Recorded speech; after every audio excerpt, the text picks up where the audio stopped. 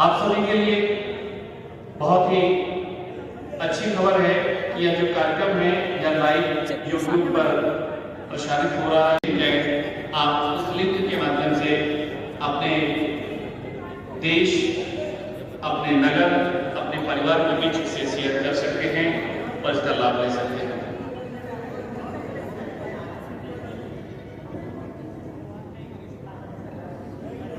मंच को सम्मान प्रदान करते हुए मैं कार्यक्रम को आगे बढ़ाऊं, उसके पूर्व डॉक्टर कुमार गणेश जी पधार चुके हैं, उन्हें भी हम मंच पर आमंत्रित करते हैं। अंक शास्त्र के अद्वितीय विद्वान, मूर्धन्य विद्वान जी हैं।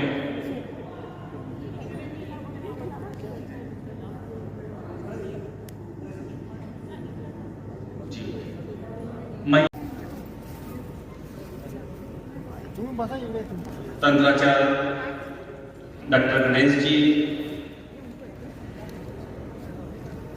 ओंकार नाथ शास्त्री जी हैं, आप जो जम्मू से हैं, दिल्ली से पधारे हुए डॉक्टर गणेश तंत्राचार्य महोदय जी, श्री श्री के मर्मज्ञ हैं, उन्हें नम्र निवेदन के साथ आमंत्रित करता हूं कि वे आए और अपना उद्बोधन प्रेषित करते हुए तंत्र पर प्रकाश करेंगे। तालियों से सहयोग करेंगे प्लीज।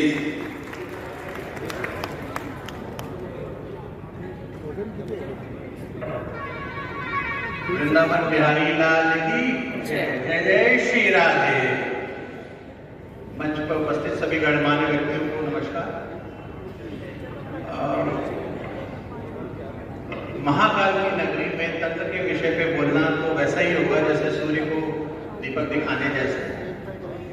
तंत्र से बहुत डरा करते थे, किसी ने बोला वो तंत्र करता है या तांत्रिक है तो लोग 10 कदम पीछे हट जाया करते थे। आज धीरे धीरे उसको थोड़ा सा मान मिला, सम्मान मिला, प्रेम मिला।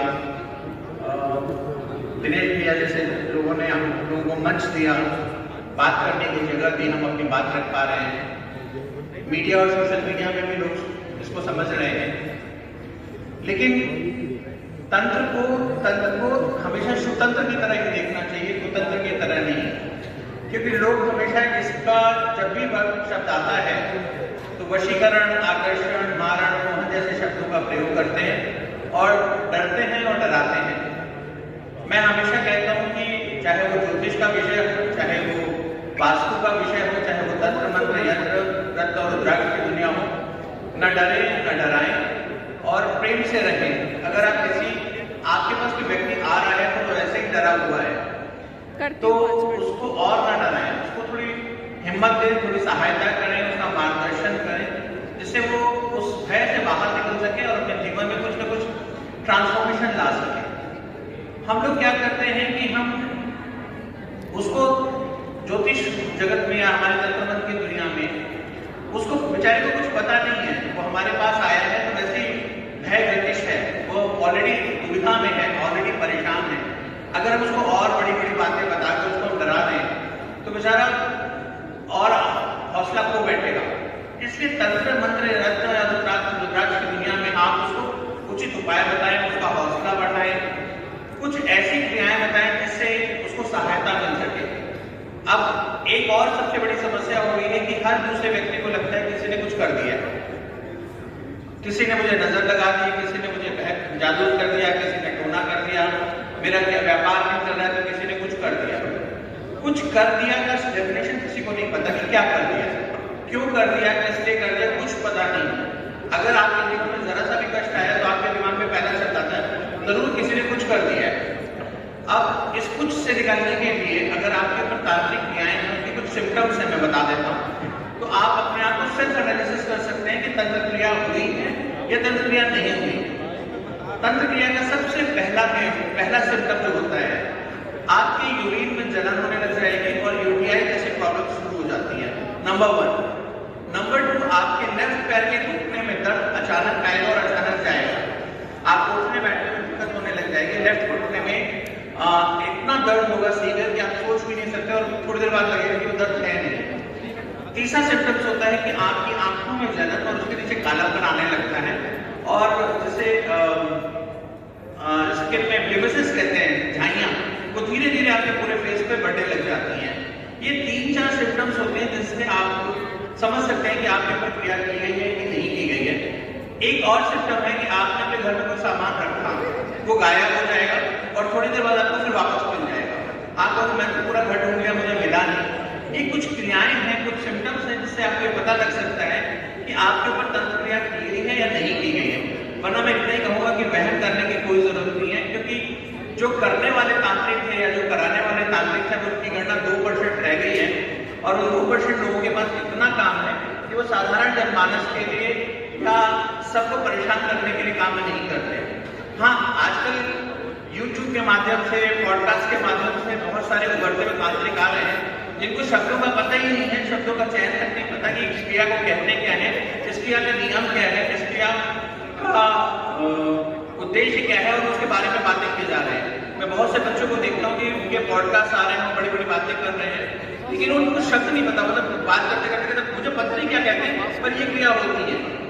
और कुछ नए नए भारी भारी मतलब शब्द सीख लिया, भूत प्रेत जिन जिन्नात। और सबसे बड़ी बात है, मैं कानों को हाथ लगा के कहता हूँ, 10 महाविद्या, मतलब ऐसे बातें करते हैं 10 महाविद्या के विषय में कि जैसे कि आप ये सोचिए कि जिस महामाया की सृष्टि, महामाया के पैरों की गंदगी के नाखून से ये पूरी सृष्टि बनी है, आप उसे सिद्ध कैसे कर सकते हैं?